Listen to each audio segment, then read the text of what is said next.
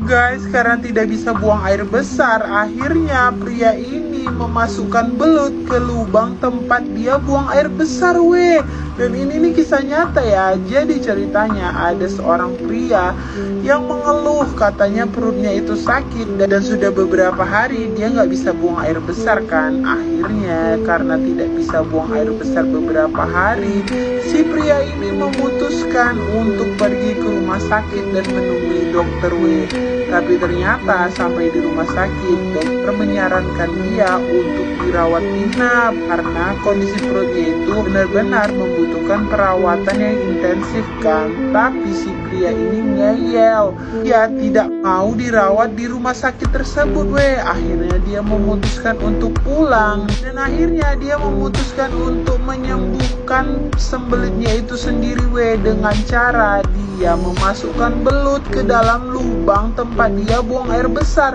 Katanya cara ini dilakukan orang-orang dulu supaya bisa lancar buang air besar. Akhirnya dia pergi membeli belut di pasar dan setelah dia beli belut tersebut dari pasar, di rumah dia memasukkan belut tersebut ke dalam lubang tempat dia buang air besar.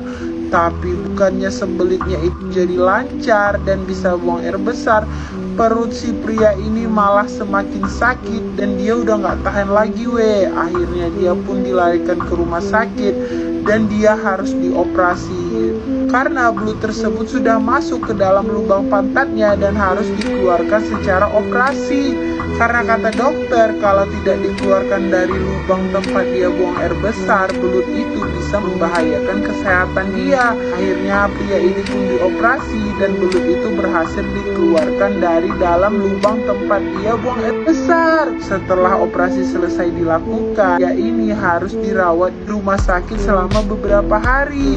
Ini nih akibat karena dia ngeyel. Kalau aja dia kemarin nurut dan dirawat di dalam rumah sakit, dia tidak akan sampai dioperasi seperti ini. Guys, kisah nyata di desa ini lagi heboh banget, hantu janda yang akhirnya memakan korban jiwa. Jadi ceritanya, weh, di desa ini ada 5 orang korban yang katanya meninggalnya secara nggak wajar kan ya, dan yang meninggal itu 3 orang tua, 3 wanita, dan 2 orang pria. Nah anehnya 3 wanita yang meninggal itu, ketiganya itu adalah orang yang sudah lansia gitu, weh, yang umurnya udah tua kan. Nah nggak itu aja, weh, di desa itu juga sering ada penampakan hantu wanita gitu kan.